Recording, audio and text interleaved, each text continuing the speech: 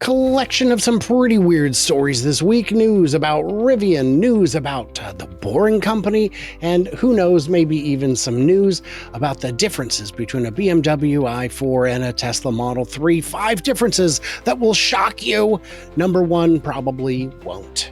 But before we get into that, I should mention that I have a special guest today. This fellow right here, Herbert from Brighter. He's a good buddy of mine. We have a lot of fun together. I'm Brian. Welcome to Futuraza. So for those who haven't heard, there's a big event coming up in Portland, September 13th. It is the Vehicle Test Drive and Info Expo. If you haven't been out to it, we frequently, almost every time, get a 1912 Detroit Electric that you can take a ride in. You don't get to drive it, which is good, because when you see the controls, you will scratch your head. It's an early model, is what I'm saying. It's very cool. The museum brings it out for us. Yeah, and there's all kinds of presentations. I will be giving a presentation. Yeah, test drive, event expo. There's the old and the new. Very cool. And it looks like the Cybertruck is charging it. So that's even cooler. Yeah, we have some fun. All right. So with that said, we should get on to this. Rivian CEO warns Chinese EVs are better, not cheaper. Oh, boy. Ooh. So that is, by the way, just the headline. The article itself is not quite as insane. Don't worry about Chinese EV pricing. RJ said this because in a lot of markets, Rivian simply does not compete with Chinese cars.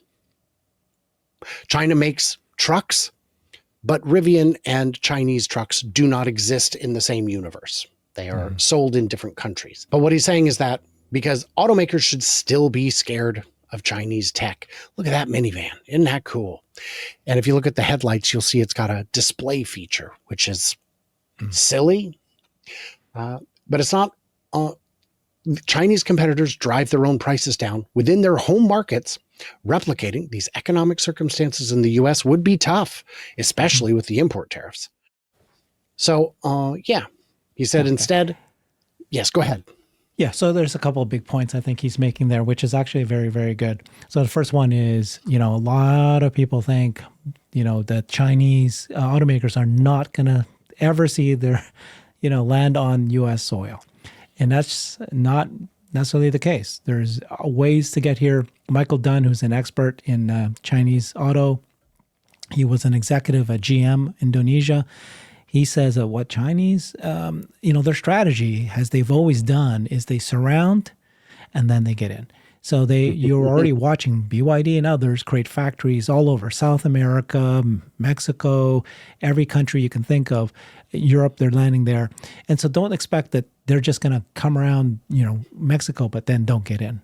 Right? Now, they've been stymied with the tariffs, and there's two kinds of issues, right? Number one is the tariffs of actually importing a Chinese car into the U.S., but two is the software.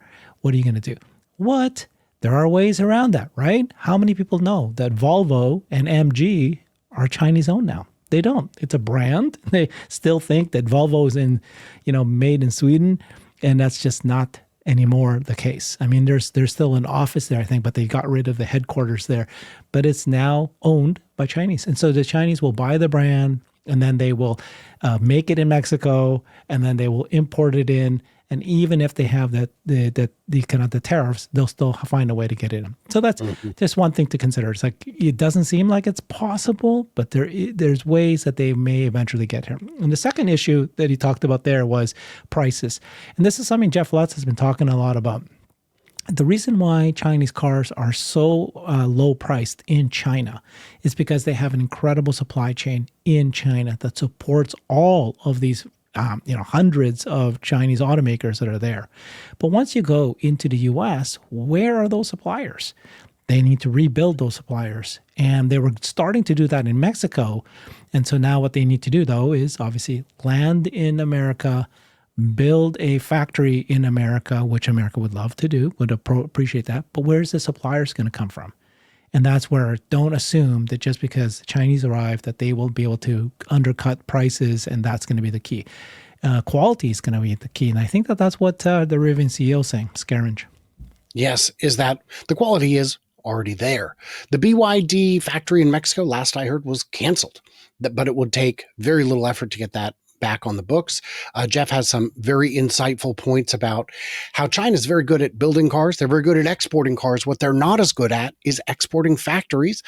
When they export the factories, they don't rival their Chinese counterparts, which is interesting. And there's already examples of China moving factories overseas. There's a company called Deepal, and Deepal makes a very good-looking car, a very compelling car. It's better than nearly any electric car in the U.S. Brand. And for their, I think it's the SO5, the factory's in Thailand, and they export from there to Europe to avoid the China tax. So we're going to see more of this. They'll just move the factory to countries where they can have a lot of export prowess. Before we got off this topic, yes. though, I know that there's a difference in our opinions. I think that BYD is in trouble. I think that they've already reduced their sales numbers in the future. And I think that a lot of their profitability is manufactured. And one of the things we discovered, of course, is the supplier debt supporting $44 billion of debt that BYD has that they've transferred off to suppliers. There's a lot of that's going on. And so when they try to go to US, and I never underestimate what, the Japan did it, Hyundai did it. So I don't expect that China won't figure out how to get here, but they're not as strong as they might be because they're able to basically and tell all their suppliers in China, I'm not going to pay you for 99 months. And then you need to go and reduce your prices by 10%. You may not be able to do that as easily when you try to go to US. And so absolutely. Yeah, just keep that in mind. Sure. I'm not sure that these guys are in retraction mode. They were in complete aggressive mode the last several years, but right now, with China government cutting down on price competition, lots of companies are going under. BYD itself, we're starting to see their loss. They finally had a major loss in the books at the same time that they were told that they can't, they have to actually start paying their suppliers on time. That happened this month. And as soon as they did that, their financials showed it on the books. So I'm not sure how strong they really are. But yeah, I agree with you that they are too big to fail. The government will support them. I'm not saying they're going to die, but they have to slow down what they initially planned to do. Okay. So a quick bit of correction on that. BYD did not show a loss. They did pay all those old debts. They showed a massive drop in profit, but it was still a profit of like $1 billion. So I think the reports of their demise have been grossly overstated. I'm not worried about BYD. They are already too big to fail. So even if they were to paint themselves into a corner, they've got some help they can count on. They're in expansion mode. We'll see what happens, but they've got strong support and a good reputation domestically, and a lot of markets where they're just getting started, especially around the developing world. That in fun story, just a little diversion. The BYD Seagull, the $8,000 car, they brought it to Nepal. And it wasn't selling very well. Maybe it's because they're landlocked and seagulls aren't something they think about. And I only have to. And they've got the Atto 3, which is their best seller. So they're like, well, we're about to release the Atto 2. Why don't we just change the name of the Seagull to Atto 1? Yeah, and now it sells a little better because why not? Sure. It's the Atto 1. Let's see here. We've got the last little bit on this. Scaringe says that technology from China should have American OEMs worried. And the cars may be better, but they have a long road ahead of them. This is what you were saying about being able to build a car cheap in China doesn't mean you can build it cheap everywhere. Yeah. So silver linings, I guess. Hey, Tesla's self-driving cars are being tested in the boring tunnels. But full autonomy is still a ways off, convention center executives say. Well, great. I mean, but they're testing. Have you heard about this? I did. And, there's a couple thoughts about this. Some people are saying it's such a no-brainer to just go ahead and take a Tesla car and then, using FSD in a tunnel. So easy, right? Because there's no worries about cross traffic or traffic at all, traffic lights. It's pretty straightforward. And that should have happened sooner than later. Now we know that it's happening now. this guy says that it's actually harder than you realize because of all the lighting. The lights are different there, apparently. I guess that's what he said. Colorful lights and darkness and all that. I don't know how real that is. I mean, I figured, you would say that you would just put little markers all over the tunnel, and I don't know if by doing that you would need to then tweak the FSD, right? So I'm not sure which is right, but regardless, it's happening. It's going to be, I'm not worried about it at all. It's going to be fantastic. It's going to be, for sure, it's going to happen. Yeah. I'm with you 100%. I've had a lot of people say, well, if they can't even create a fork for it to work in the Boring Company tunnels. And I go, don't fork software prematurely. Yeah. If you're going to add a fork at all, don't do it prematurely. Otherwise, then you've got two whole programs. Don't do that. This will, I am confident, run on the same very thin layer of skin that was applied to robotaxis at WeRobot. Don't you think? I mean, that's absolutely the perfect use case. There were 3-4 stops at WeRobot. This will have more than 4 stops, but very straightforward. And yeah, it's going to be fine. So yeah, not a whole lot to report here, but we're reporting it anyway, because that's what we do. Hey, this one I told you about yesterday. I said, we're going to discuss this BMW i4 versus 25 Tesla Model 3, 5 key differences. I can't wait to see what they are. This is going to be, first of all, who's the magazine that's doing this? Autoblog. Autoblog. Okay. Yeah. You and I did a show yesterday where Edmunds actually, for the first time, awarded the Tesla Model Y as the best car of 2025. Yes. And I'm not surprised that was, that it is the best car. I'm only a little surprised that they admitted it because, Exactly. Compact luxury sedan market looks very different than it did just a few years ago. Gas-powered standouts like the M3, the BMW 3 Series and Audi A4 are still around, but the spotlight has shifted towards electrics. Both cars occupy a similar footprint and price segment, and both promise long-range, strong performance, and modern tech. But while the i4 leans heavily into BMW's reputation for luxury and refinement, the Model 3 doubles down on efficiency, acceleration, and charging convenience. So, item 1, BMW commands a premium compared to Model 3. And by premium, I mean it's more expensive. And it can get all the way up into the 60,000 range. By contrast, Model 3 is way cheaper. And I mean, for a short time, you could get it for even less than that. Yeah, I mean, this is a $10,000 difference, and I'm not so sure that these are the two cars you should compare to each other at this point. I agree. If you're, $10,000 to $20,000 is a whole used car. The base price, and then this car has leather stitching. Right. If you want me to spend $10,000, I could put leather stitching in if you want. Yeah, replace the seats altogether for $10,000. I could use leather stitching. I mean, it's not free. Well, it's included for free. No. Power, performance, and acceleration. Both cars deliver thrilling performance, but in different ways. BMW's got 536 horsepower, giving it a clear advantage on paper. That's the important part. I don't drive on paper.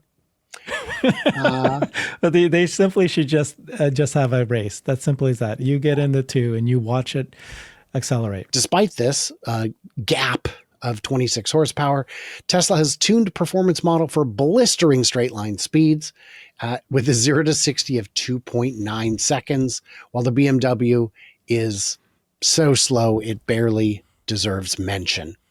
3.7 is quite fast. You will feel it. You will be excited, but 2.9 takes your breath away a little bit. Okay. So advantage Tesla on that. Drivers who value the drama of instant torque and drag strips will prefer the Tesla, but those who want a car that balances power with traditional BMW handling may gravitate towards the i4. They didn't, look at any of the other metrics that you could actually measure, like lateral G's capacity and all that before braking traction, but that's fine. I will tell you, having had a chance to go autocross racing in a Model 3 Performance, the new one, the Highland, I scored ridiculously well for the weekend. I came in, I think, 48th out of 60 plus drivers, despite it being my first time and me doing what can only be described as a terrible job. The car is what kept me out of last place by a lot. Range, efficiency, and charging. Who do you think is going to win this one? I don't know. Charging. I wonder who's going to win the charging one. Yeah. Well, and the range. The Model 3 gets good. I mean, you have one. It gets good range. Tesla leads in efficiency. The i4 trails slightly. 117 versus 145 is slightly. Did you know that? Geez. Yep. Yeah. Charging speed also favors Tesla thanks to their supercharging network. And the i4 supports up to 200 kilowatt DC fast charging, allowed to reach 80% in 31 minutes. Ugh. That's not fast. This is clear advantage Tesla, right? Oh, for sure. Yeah, clear. Yeah. I'm just curious what the other 5 differences are because they're missing many differences.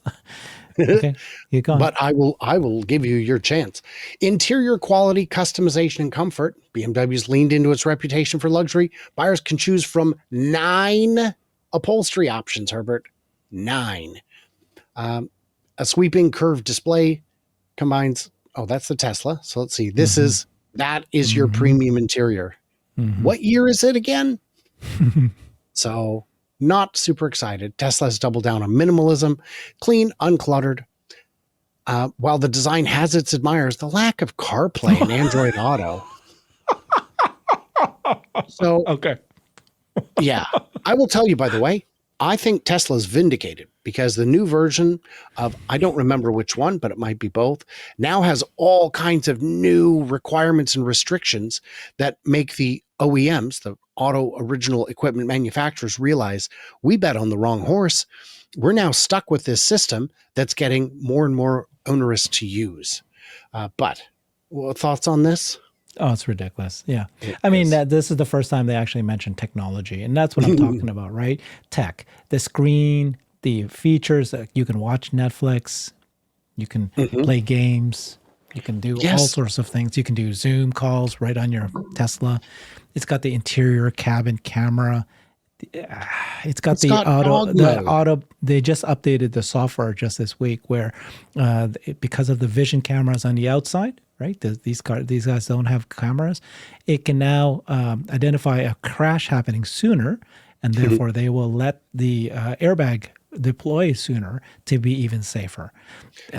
There's so many things that this car can do. The Tesla recognizes if there's a baby in the car, and again, safety, dog mode, just a million things. The security of the Sentry, that you have videos that you can go and look and see who's been around my car. I can lock the car using my apps. I can walk in and lock the car using just the app without keyless entry and keyless exit, and just locks on its own. Well, I will tell you, I just came up with a theory. The reason Model Y won Edmund's score is because someone there has one. Yeah. And all of these features we're talking about in this very ridiculous article show someone who had one day with the car. And in one day, you're not going to notice or understand all those extra features that are missing. I think with a guided tour, you could get through all the features of a Model Y. But on the BMW, I think you could figure it all out yourself. There'd be a few things you'd miss, but on the Model Y, you're missing all of them. This is... Didn't talk about FSD, supercharging, of course, Yeah. So let's look at the final bullet point, practicality, storage, and passenger space. Okay. It's where Tesla shines. Model 3 has 24 cubic feet of cargo capacity. BMW has 2/3 of it, has a third less, limiting its versatility. It's also shaped by its origins as a gas car platform with a center tunnel running through the rear floor that reduces legroom for middle passengers. Come on. This is not great, you guys. Look at that. That's what it has been since the 60s and 70s, and there's been no change to that. Yeah. So, choosing between them comes down to priorities. Does it? Because I'm going to tell you it doesn't. I'm going to tell you that It comes down to buying the right car or I the wrong mean, car. my sister last year decided to buy a BMW instead, or a Mercedes instead of the Tesla, despite doing a deep dive, despite the fact that my brothers and I were telling her, we all own Teslas, and she just couldn't get through it. And it was the stitching. It's more luxury. Her reason for buying a car is feeling like it's luxury. And Yes. she's got tremendous brand loyalty because they've been a Mercedes buyer. They fly to Germany to tour the factory, to get treated well, and then they buy their car from there. It gets sent to them in Canada, and they feel like that is like, this is the top. So they're still at that level, and they have not realized that technology is where to go. In China, all the cars there are now, the competition is tech. They are out competing with each other through new and more incredible tech. Like you showed one car, right, where the front of the car is actually a display. You can create signs there. You can make a the cartoons running through that front on the outside, and that's cool for many people. And then we joke around. The car, all the seats are now you can control them and they can move in different ways. You got fridges. Everybody's competing with each other with how big a fridge you can have in your car, right? And then that's for that reason in China, these brands like BMW and Mercedes, which used to be the brand, right? They were like, everybody wanted to own that. They have died. They're gone. They're on their way down. They're single digit sales in China. But in the US, it's still very much, they still have that brand cachet. And so you're hearing it, right? These guys have better interiors. I mean, I don't know how long we'll hear that. There's a reason why Tesla went minimalist, right? It's because it's not about buttons and, all these creating these, wood panels and all that. It's about features and technology and what you can do with a car. Safety first, self-driving, and then everything else that just makes the car so much fun to use. It's the most fun, most radical, most practical car I've ever imagined. Mercedes. Yeah, I have an app. You have the app with Tesla. Yeah. The Tesla app is a great way to communicate with service. It's a great way to control the car. It tells me when I left the door open, the windows open. I can control so many things from the app, right? I can preheat the car before I walk in because I know it's a 100-degree day today and I don't want to walk into a 110-degree car. So before I head there, I'll go ahead and just change the climate so that it gets cool by the time I get there. There's a million things if you start adding up all these features, but those are the 5 yes. that are important. Yes, of course. And yeah, it is Cost wonderful. Cost of ownership is another one. It's a big deal. It is so big. We'll see what happens. I know it's another EV, but great. If you really want, there's people who buy Gucci handbags. I don't understand why. It doesn't impress me. I don't get it. But okay, if you want to pay extra for the label, go for it. But there are just too many cool features. I think the fact that BMW still has a drivetrain tunnel tells you everything you need to know. It is a car first car where Tesla is a tech first car. And the difference could not be more apparent to those of us who have any experience. Guys, what did we miss? What do we misunderstand? Head over to Herbert's channel, find out what he's up to. I do want to say a huge thanks to all you guys who helped me financially get to Nepal. It was a very exciting adventure, and I've got a ton of footage still coming. It'll probably take weeks to get through it all, but wonderful. Thank you guys so much. Everybody else, like, subscribe, do what you do. Head over to Herbert's channel, find out how you can be brighter, and then let me know because I'm always trying to get that myself. And stay tuned, stay juicy, and I cannot wait to hear from you, clever robots. And next time, I trick this guy into coming on the show.